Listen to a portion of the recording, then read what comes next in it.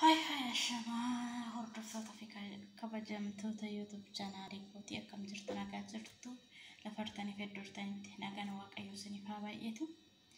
Warroonni YouTube chaanaalii kootii haarawaa taatan like, share, subscribe gochuun maatii akkanaaf taatan asumaan kabajaaf jaalalaan isin gaafadha.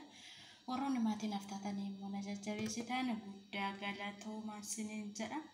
Damo warroonni maatiin taatan hundi keessanuu galatooma garuu video haga dhumaatitti daqiiqaa 2 daqiiqaa 3 ilaaluu qabda subscribe gochuun dura jechuudha. Maaliif sa'aatii muraasa murtaa'e booda irraa kaasa waan video osoo ilaalin subscribe godhame jechuudha. Kanaafuu hanga dhumaatitti video ko akka daawwatan waan kabajaaf jaalaan si gaafadha. Damo har'a video nani qabadheetu dhiyaadhe. Inni kuni hasar jedhama.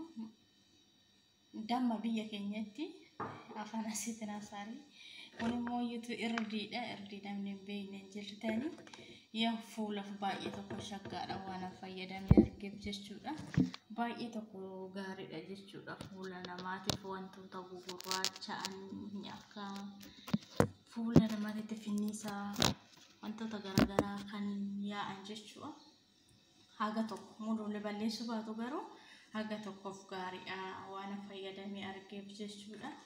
Irdii kana yaaf maankaa xiqqishuudha. Maankaa tara jechuudha. Tana gimmaasha. Damma kanallee mooyyitu. Maankaa tokkos goota rakkoo qabu.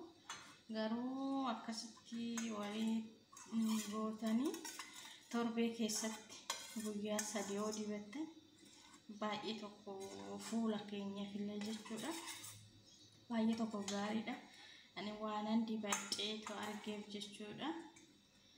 Kanaafuu warroonni fuulli keessan wantoota garaagaraa qabu dibadhaati ilaalaa isiniin jedha.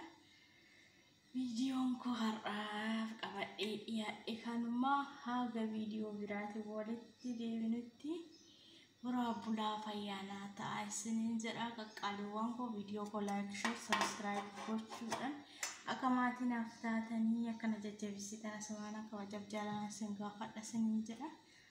Na'am. Okay ji. Madaamii diyaas kennu sagalee kiyyaa geessa inaafanitti jira. Os sagalee silkii geessa bichaadha inaafani.